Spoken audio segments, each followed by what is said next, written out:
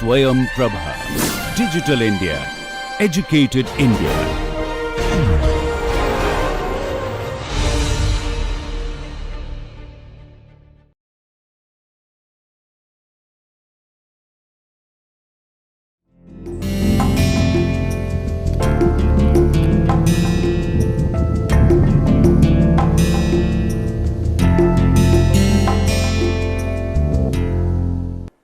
Welcome back to our class. So in the previous session we raised a question. Basically we raised this question: what happens when a function takes an argument? The answer is obvious. It returns a value. For example, the succession function takes 1 and returns the value 2, because the structure of succession is something like, I think I have already given or not. Okay, fine. So the structure would be 0 is mapped to 1, 1 to 2, 2 to 3, 3 to 4, 4 to 5, and so on. Because of this structure, this is the structure of the function, it gets 1, and you see that 1 is mapped to 2. That is the reason the result is 2. This is how a function yields a value. Let us suppose that the only Simpsons are Homer, Marge, Lisa, Bart and Maggie. This is from the famous American animation The Simpsons. So it's, I hope all of us are familiar with it. Now so let us suppose there are just 5 Simpsons and they are the only Simpsons, and nobody else is a Simpson. Then the reference of the concept word Simpson in the sentence Homer is a Simpson will be Simpson. What I mean to say, let us consider the sentence: Homer is a Simpson. Now the meaning of the reference, not meaning of Homer, will be Homer, some person, and you know how Homer looks like, a very peculiar look Homer has, whatever this person, and then Simpson would be a set. We'll see, we'll try to see some kind of a pictorial depiction of that. Thus the function Simpsons, it is actually the reference of the word, concept word Simpson. We can just say that actually this is the reference of this is this function. It will look like this, because Mr. Bean is not a Simpson, he will be mapped to 0. Frege is not a Simpson, so he will also be mapped to 0. So dots indicate that, like Mr. Bean, every other non-Simpson is mapped to 0 by this function. It is evident. Therefore, when this function takes this person, the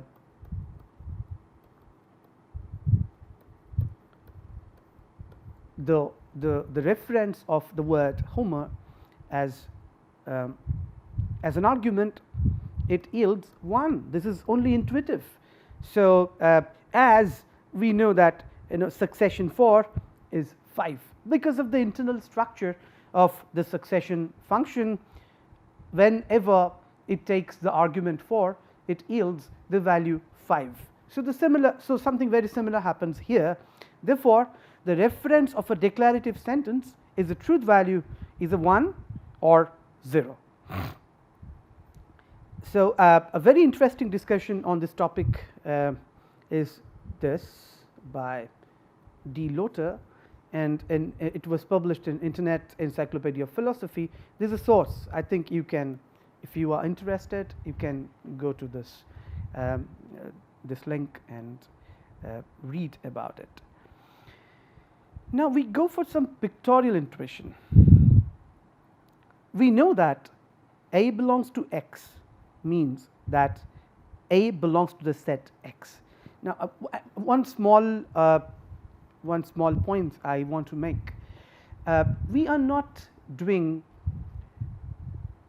any textual exercise right now. Rather, what we are doing is we are trying to understand Frege from a modern perspective. Not that we are just going by word by word, we are just we are following Frege absolutely, we are following his text, his textual understanding and all that. In a sense, it is also personal, the discussion we are having. It is how I understood as somebody who belongs to this time and this space. And I am trying to share my understanding of Frege, but if anybody is interested, they can all the time read the original texts. So, like Frege's Begriffsschrift and On Sense and Reference. So, all are translated into English. So, anybody is welcome, everybody is welcome to see that. So, once again, this pictorial intuition is not what Frege did actually, but this is how this probably will help us understand the reference of a declarative sentence or the reference of a proposition. That is why I just I thought I should share this. When I assert something, I say that something belongs to a specific set. And when I deny something, I say that something does not belong to a specific set. We can have a common word for such claims about belonging or not belonging. We can call these claims belongingness claims. Now, we can very easily see that truth is some kind of, truth is some kind of success of the belongingness claim in every possible sense. For example, when I say that Homer is a Simpson, I try to say that Homer belongs to this set. Homer, Lisa, and yeah, there would be three other names. There would be three other names here. So, if this is true, then you can see that the belongingness succeeds. Actually, it succeeds. We can see very easily that Homer actually belongs to this set. And when we say that Homer does not belong to this set, this we remember that. I hope all of us remember that this means that does not belong to. When we say Homer does not belong to, or rather Homer is not a Simpson at the linguistic level, we say that Homer is not a Simpson, our claim means something like this. It refers to something like this, that is, Homer does not belong to the set where Homer is. Can you see that this denial once again is some kind of a failure? It faces some kind of belongingness failure, because it says that this belongingness doesn't hold, but actually it holds. So, truth in a sense can be seen as the success of the belongingness claim made by a sentence, and falsity can be seen as the failure of the same. So, this thing we would like to put in kind of a picture in a pictorial form and see what happens. So, I just wanted to put the intuitive understanding in a pictorial format. I collected pictures of the Simpson family, all the Simpsons from various websites on the internet, and tried to do this. So, this is about the denotation or reference of a single term and of a predicate that is a concept word. So, interchangeably for Frege, single term is actually a proper name, but we are using the modern terminology here, and a predicate is a concept word. Now, what is the denotation or the reference of the word Homer? It is basically the figure below that, but the reference of the predicate or concept word Simpson is a set like this. So when we say something like, now I would like to put the intuitive understanding in a pictorial form, so that the understanding becomes easy and handy. I collected pictures of individual Simpsons and the family from different websites, internet websites, and I have put the things together. When somebody says, once again, denotation is a modern word for the friggin proper name, friggin reference, and a single term, or whatever, single term in this case, is kind of a modern understanding of the friggin term proper name, and predicate is actually, we are using a very old word, but this word is kind of a synonym for the friggin concept word. So, and as I said, denotation, the word denotation is the same as reference for the time being, roughly speaking. So when somebody talks about the denotation of a single term such as Homer, they kind of select the picture below that picture. What here, let us pretend that the picture is the person, and when somebody says Simpson, they actually talk about, they refer to the set that appears below Simpson.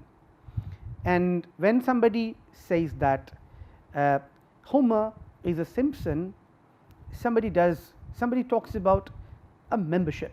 Now the old pictures, neither Homer has a truth value, nor does Simpson have a truth value, because Simpson, the word Simpson refers to a set, that's it, not to a truth value. It, whatever the reference cannot have a truth value. It's not a claim. It is neither true nor false, the reference. So in the old case, right? So in the case of the first one and the second one, there is, for example, here this is just Homer Simpson. This is neither true nor false. But that, and the same applies to the second, but that is not true. So this one, but that is not true about this, for example. This is something very special. This is a claim. The sentence claims something. In precisely speaking, the sentence in this case asserts something. It asserts that Homer is a Simpson. Now, in a sense, in different words, it claims some membership. It claims that Homer, the real person Homer, is a member of the set given. Now you can easily verify that yes, it is actually trying to make a claim, and it is asserting something. Any assertion or denial is kind of a claim, and you can also see that the claim is the membership, if you call it the membership claim, then it is either successful or it is a failure. In the first case, in the case of Homer is a Simpson, it's a success. But look at the second sentence, Mr. Bean is a Simpson. It's a failure. You do not find Mr. Bean in the picture, in the set that is given. So that is the reason the first sentence, that is Homer is a Simpson, is true, but the second sentence, Mr. Bean is a Simpson, is false, because there is kind of failure involved in the second, but the first one doesn't have that failure. We will now present the arguments actually offered by Frege in his famous essay Über Sinn und Bedeutung, that is on Sense and Reference, which was published in 1892. That's a canonical text for semantics, mainly for formal semantics and for philosophy of language also. I'm not going to present the original arguments presented by Frege, but here we would mostly talk about simplified versions of that, versions that are easily accessible. So Frege's intention, what is Frege's intention? What does he want to establish? What does he want to prove in this paper? Many things, many very, very important things. One thing is, he wants to say that a linguistic expression, so to say, he is talking about meaningful linguistic expressions. Now, there are two sides to it, to the meaning of the linguistic expression. One, its sense, the other, reference.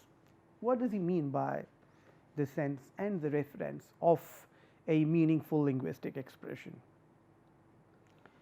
For the time being, let us suppose that a meaningful expression does not have any sense, it has only a reference. That is, it refers to something, either an object or a function, but it does not have any sense. Then what happens? So, what is its reference? The thing it somehow picks out from the world out there. For example, as we said before, that Frege, the word, picks out the person Frege from the real world. So, the person Frege would be the reference of the word Frege. So, if a meaningful expression has only the reference and no sense, then what happens is something like this. Let us consider two expressions. We say something x is an even prime number greater than 2, and about some other thing we say that y is a number larger than 100 while being smaller than 50. Now, we understand that the expressions both a and b are meaningful expressions, no doubt, because they mean something, but what is it they refer to? So, they are meaningful without having a reference, because any prime number greater than 2 must be an odd number. By definition, they cannot be prime, because they will be even numbers are divisible by 2. So, 2 is the only even number that is prime. No other prime number is actually an even number. So, all other prime numbers are greater than 2. So, what will be the reference of suppose we want to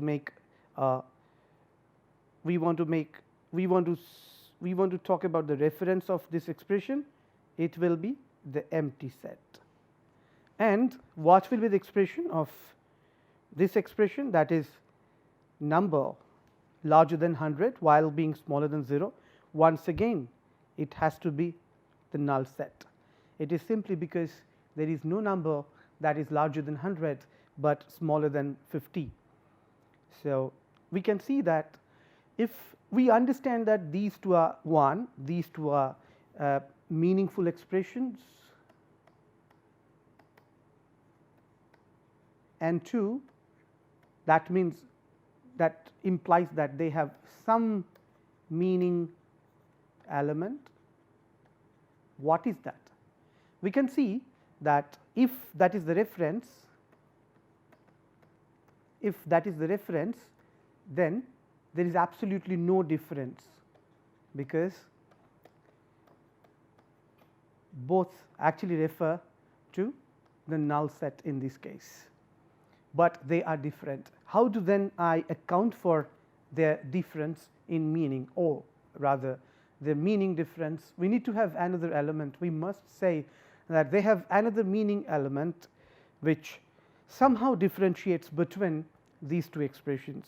That thing precisely is their sense. We understand that both the expressions refer to the empty set, since no number fits either of the descriptions, but at the same time we understand that they have meaning difference. So, whichever factor is causing that difference is called sense. So, each expression, each of A and B would have its own sense. Now, what is sense? So, for Frege, sense, we are translating the Fregean Sinn as sense, and reference, sometimes we say denotation. So, that is Bedeutung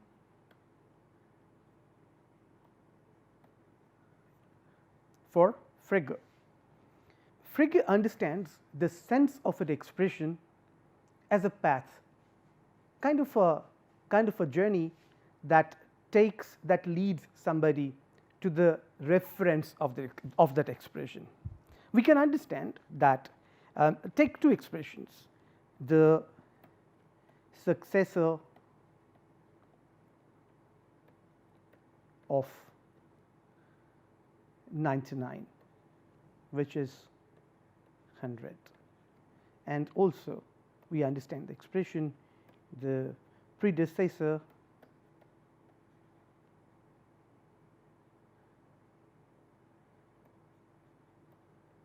of 101, which is once again 100. Now, do we notice here that they share one meaning element, that is their reference? Both of them, both the expressions lead one to the number 100, but the paths are different. That the path through which I am led to 100. So, in a sense, 101 comes up with two different things, one kind of a root, and also at the same time this is kind of a metaphorical picture. So, this is the predecessor of 101, and also at the same time, if we go for this, the successor of 99, once again this has got its own root, and the roots meet somewhere. That point is the reference. So, this could be kind of a metaphorical picture Frege was talking about. So, the sense of an expression L leads the mind, the human mind, who understands the mind that understands the expression to its reference. Not that it must have a reference. If it does not have a reference, then at least it has a sense in order to be meaningful. For example, let us look at an expression like the cats that can dance Bharatanatyam, which is actually it's the null set, it refers to nothing, but then we understand it is because even this expression does have a sense. Now, Frege would finally argue that even a sentence has a reference, and the reference of the sentence is actually its truth value. We'll see the argument in the next segment. Now, the question is, what is the reference or Bedeutung of a declarative sentence? We know the answer, but the point is, what is the argument? Frege's argument, in a sense, is based on a Leibnizian principle. Leibniz was a mathematician, a great philosopher. Leibniz said, now we do not, so actually Frege does not quote Leibniz, he changes the Latin quote of Leibniz, but I quote what Frege said. So, I do not know how good my Latin is, but I will try to read it.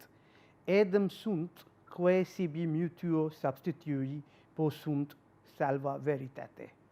What does it mean? It means something like the following: things that can be mutually substituted, preserving the truth value, are the same. I try to give some kind of a phrase by phrase translation of the whole thing. So, this is a Leibnizian test for checking identity. So, for example, we know that the successor of 99 is the double of 50. The successor of 99 is actually 100. if we can change this expression, if we can replace this expression by this one without changing the truth value of this sentence, then we should say that both the expressions would have the same reference. The references of the expression then are identical. So, in a sense, the Leibniz principle says something like the following, that is, expression E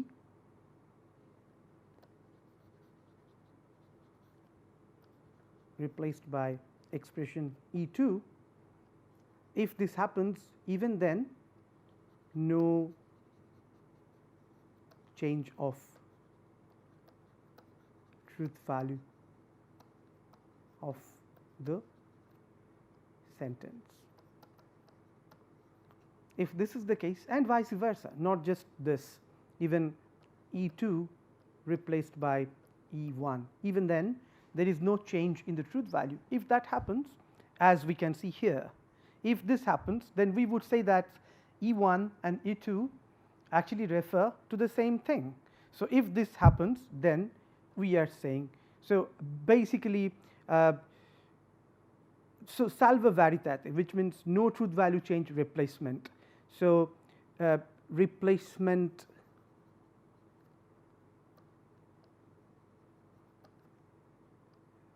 without changing the truth value means that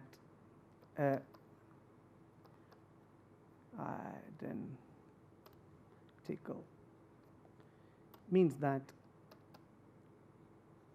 their references are identical.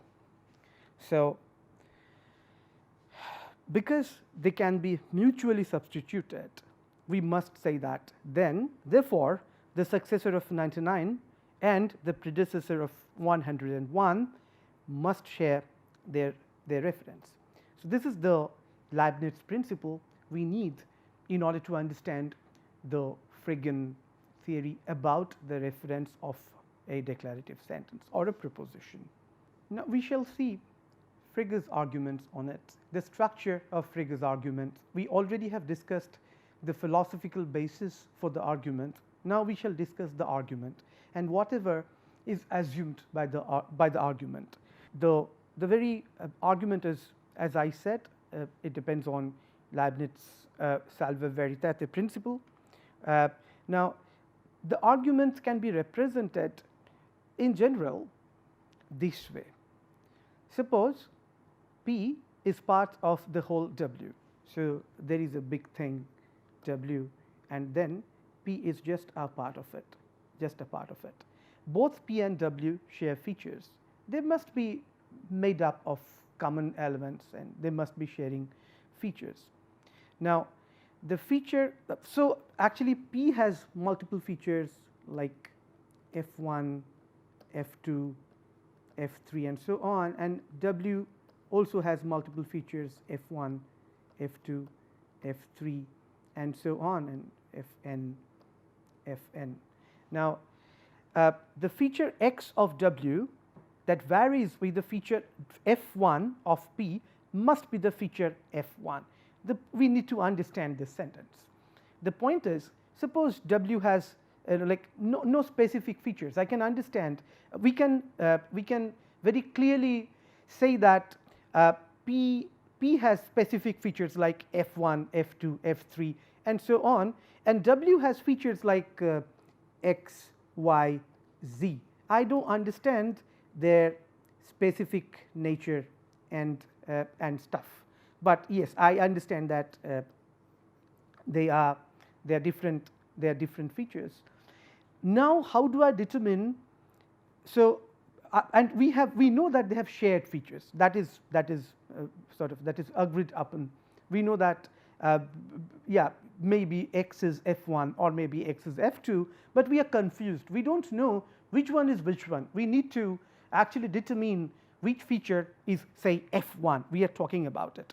Now, if we see that the feature x of w varies with the feature f1 of the part p, then we say that this x must be the feature f1, although we could not decide.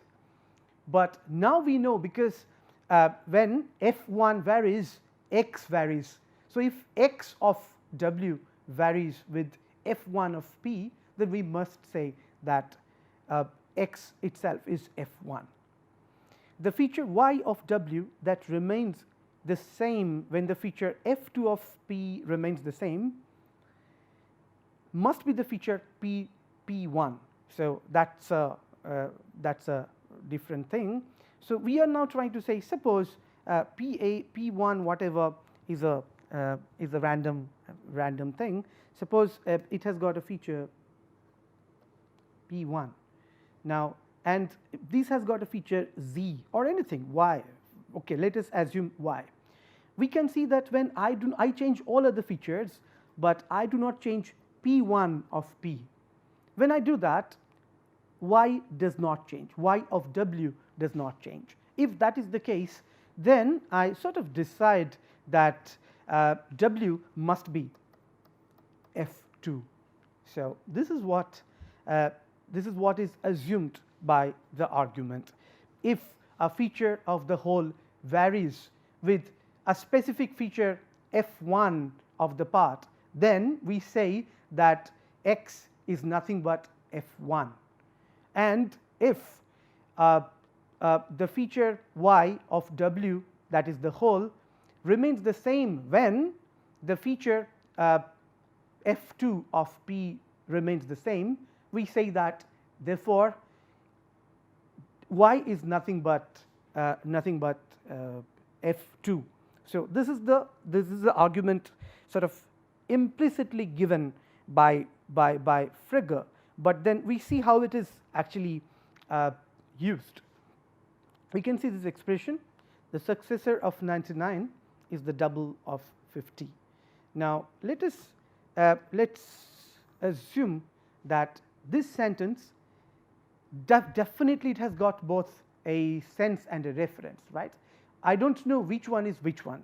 So, I can see, but what about its, I do not know, I know its specific features. I understand that this sentence on the one hand carries kind of a thought which is over and above its physical structure, the organization of its words, the speech sounds and everything.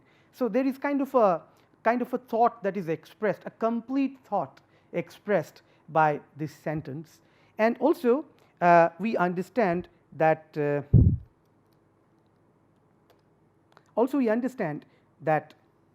this sentence also has a truth value. It is because this proposition is either true or false. We understand, we surely know that these two aspects of the sentence exist, but we do not know which one is the reference and which one is the sense, and we cannot see any other general aspect, in any other logical aspect of the sentence. There are many other aspects, maybe some emotional aspect, some subjective aspect, some other things, but these are the objective things that would interest the logician, the thought and the truth value. Now, the question is, what is what? Which one is the sense and which one is the reference? When we sort of consider this expression, it is very clear that its reference is 100 and its sense is as we said, some kind of a route that leads us to the number 100. That we know. Now, we are running this through the Leibnizian test of salva veritate. We consider another sentence where the locus is the same. The locus looks like there is a space, then is the double of 50. This is the locus. In the locus, I cut that is the double of 50. So, there is a space in it, an empty space here, and first in the previous sentence we had the successor of 99 in this space. Now, we have the predecessor of 101, and we can see that these are expressions, that is the successor of 99 and the predecessor of 101. They have different senses, but the same reference, we can see that. And because I have changed the senses of the expressions, I have replaced another expression, I have replaced one expression by another one having a different sense, but the same reference. And by doing that, what I observe is one thing remains same here. We know that it has got two different aspects. One, it's the sentence, the whole thing. One, it's thought,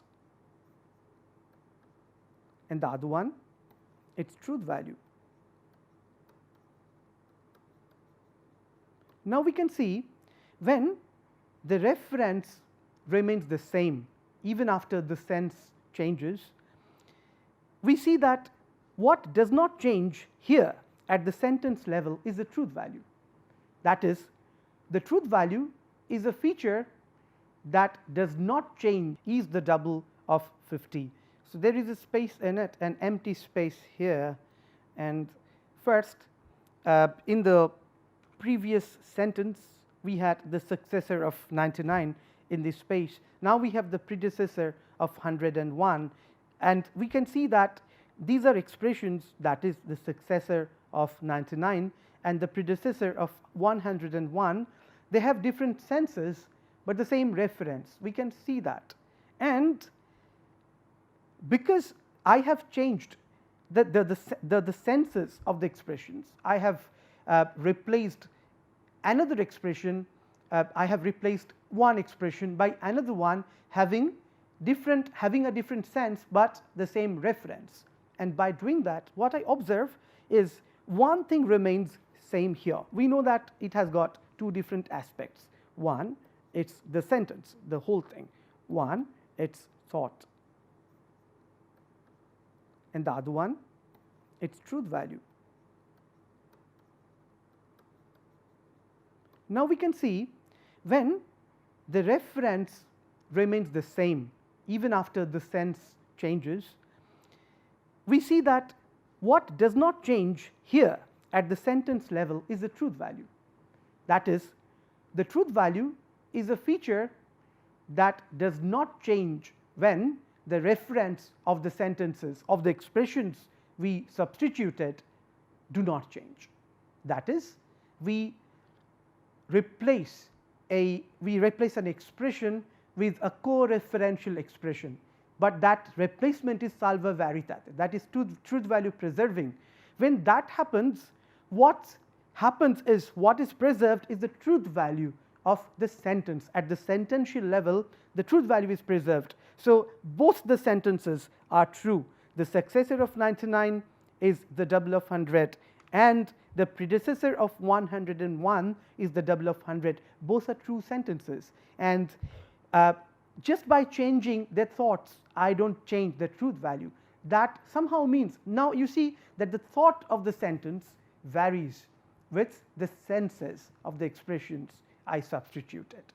Now, in a sense, according to the Leibniz test, according to our assumptions, this inner sense shows that what changes with the change of sense must be the sense of the sentence. So, the thought then must be the sense of the sentence, and what does not change when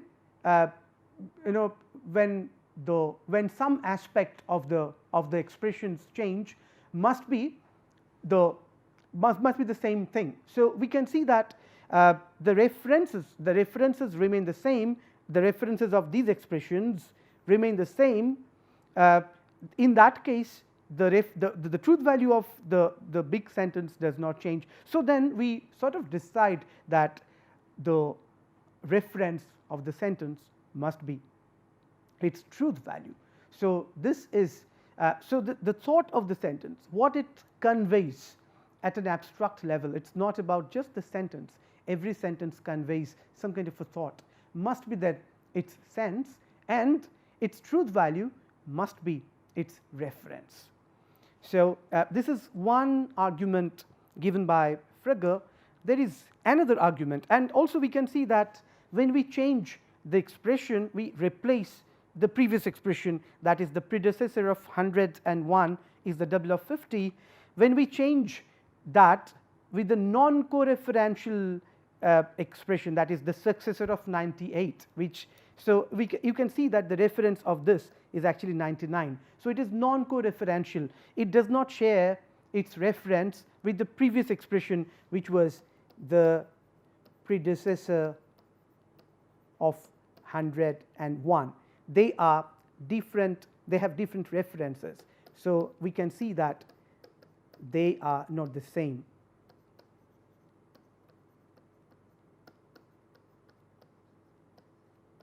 They are not the same. In this case, we see the truth value of the change, the sentence has changed. Now, because the successor of 98 is the double of 100 is not true. It is a false statement.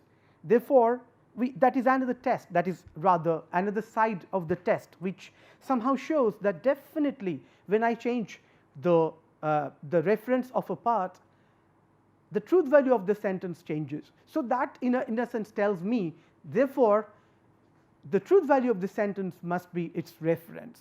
So, so this is how Frege argued. So there is another part of the argument, rather there is another argument Frege gives. So this is a summary of the argument. The truth value of the sentence remains the same.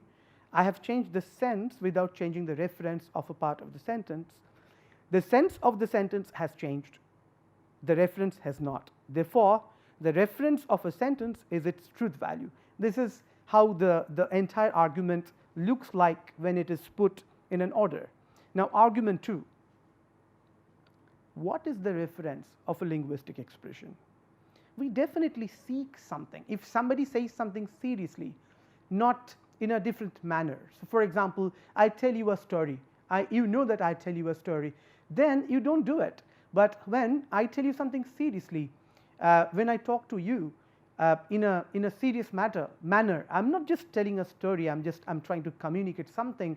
I'm trying to convey some information in that informative mode. When I say something, you look for something. That thing must be the reference of it, because the sense is something we already is there, is common. If you understand something, then you understand its sense. That doesn't mean that you look for its worldly counterpart. You look for its counterpart that would be there in the world out there.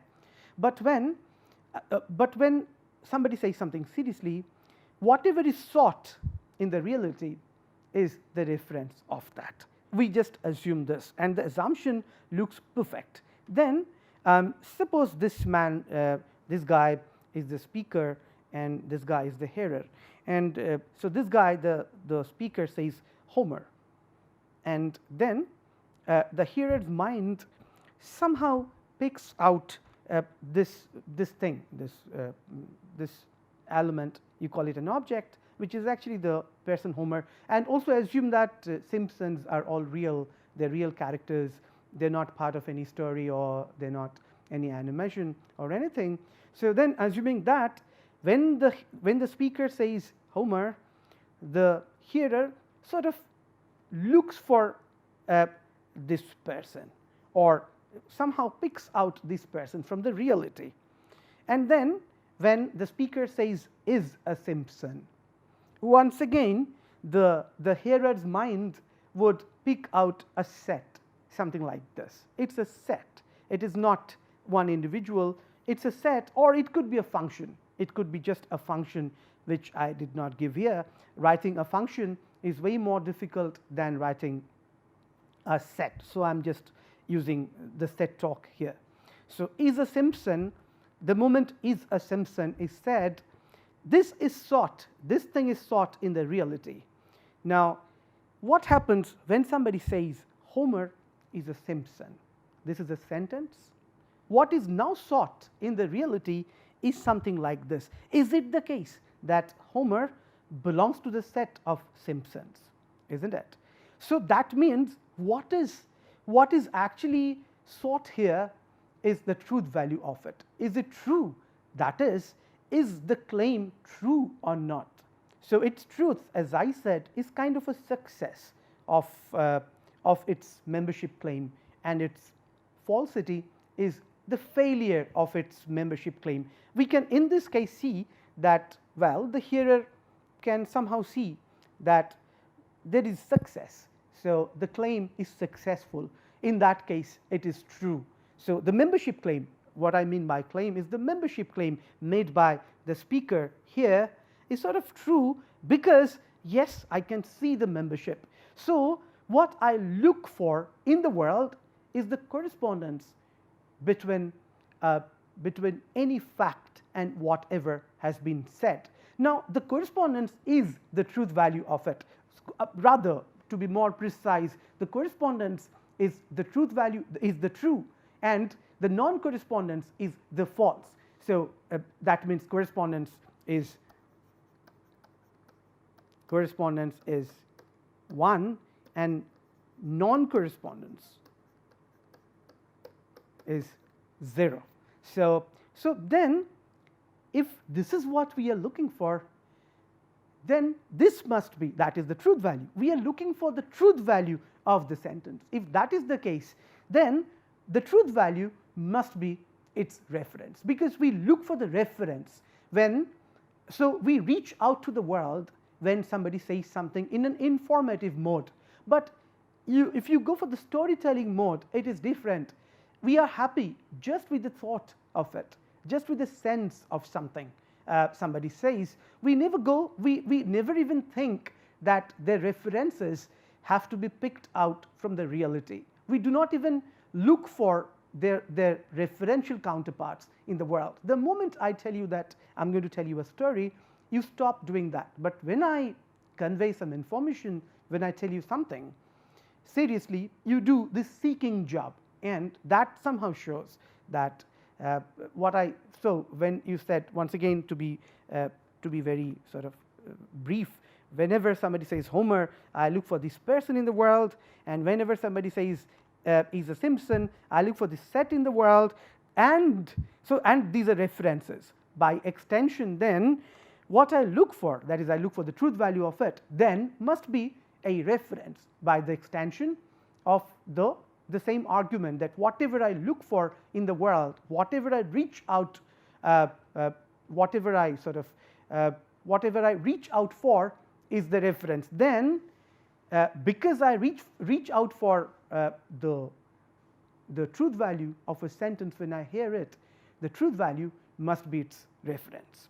So this is another argument given by Frege. We are now in a position to start studying the semantic systems. Before we do that, we need to understand a few features of any semantic system, which is very important for us. The first feature is its truth conditionality. What does that mean? Our semantics, there are many different kinds of semantic models. The models we are going to talk about, we are going to study, are truth conditional. What it means is the following.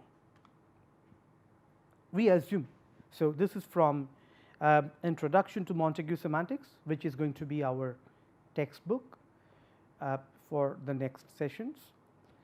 To know the meaning of a declarative sentence is to know what the world would have to be like for the sentence to be true. So this is the theory of understanding we are going to adopt.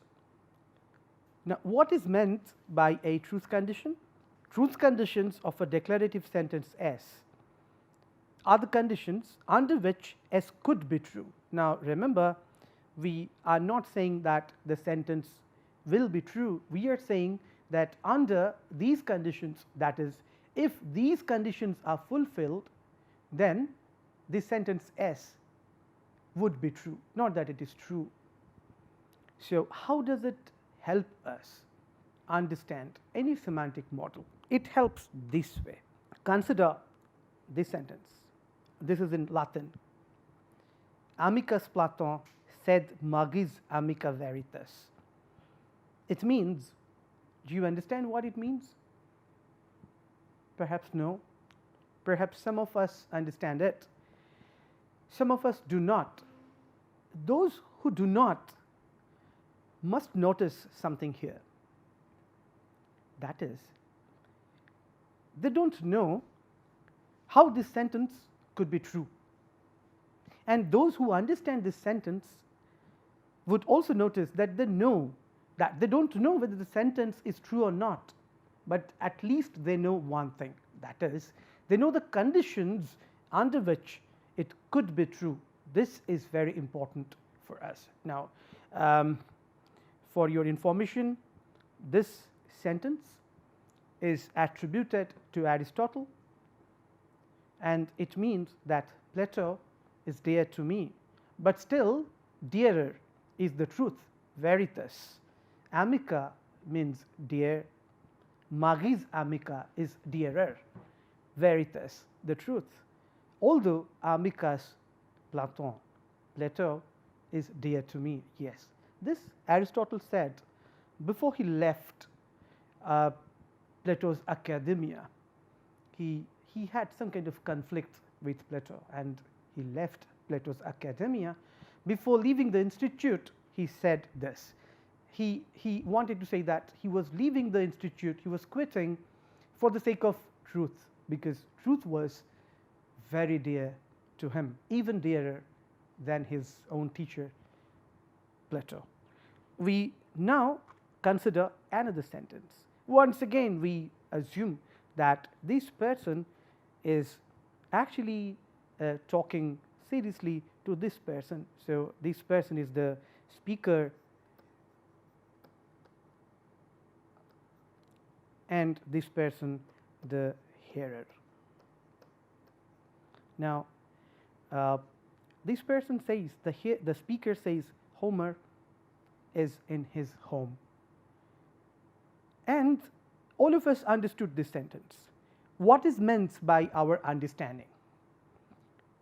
We notice that we understand this. The moment we understand this sentence, we understand, we sort of, in a sense, we can list out the conditions under which this could be true. What are the conditions? Roughly, those are these ones. Those are, there is a man called Homer, because we get this his, and then he owns a house because we are talking about his house. Right now, he is there in his house. So, if these conditions are fulfilled, then this sentence must be true. We understand that. So, that means, in a sense, understanding this sentence means knowing or kind of having a list of conditions under which this sentence could come true. The conditions that would make the sentence true, not that the conditions hold, they may or may not hold. The point is, if they hold, then the sentence will be true. If they do not hold, the sentence will be false. So, this is what we understand by truth conditionality. Now, every semantic model we would consider would be truth conditional. There is another feature of any semantic model. We need not discuss it in details in this session, but we can just sort of introduce the topic, and then it will be enough for today, and then in the next session we can resume our discussion. So, the semantics or the semantic models we shall be considering will also be model theoretic. What does that mean? The model theory was pioneered by logicians like Tarski in the last century. So, it is about, so the point is a sentence is neither true or false, or rather not that a sentence, some sentences must be true in all situations, but some sentences are true or false only depending on some extra linguistic conditions. Those extra linguistic conditions would somehow constitute the model of a universe, and we can evaluate those sentences only on the basis, only against that constructed model. Without that model, those sentences will not have any meaning. We will differentiate between two sets of sentences. The first set, the first set of sentences that do not depend on any external model would be pure logical sentences. Sentences like something like, for example, P and Q implies Q, which means that if it is true that P and Q, then it is true that Q. So, we can have an instance, we can instantiate this, and we can say that if both Ram and John are philosophers, then Ram is a philosopher.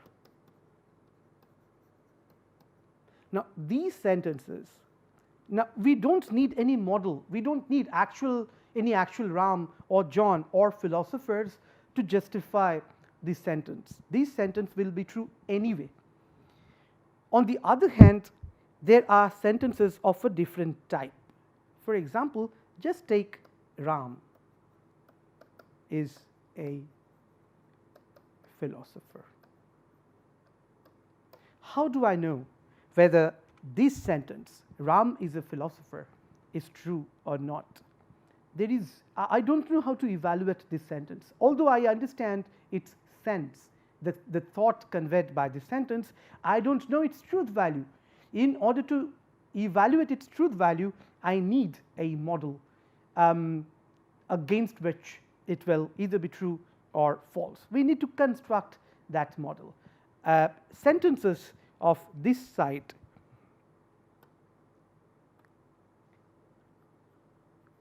are pure logical sentences, and this is the subject matter of pure logic. And on the other hand, sentences of this type will be part of formal semantics. In a sense, logic is included in semantics. We will see that also logic is that part of semantics which can be tested, which can be evaluated without going for the model. But for these sentences, so there is an area of formal semantics that very heavily depends on the extra linguistic conditions, on models. We will see what this word model means in the next session.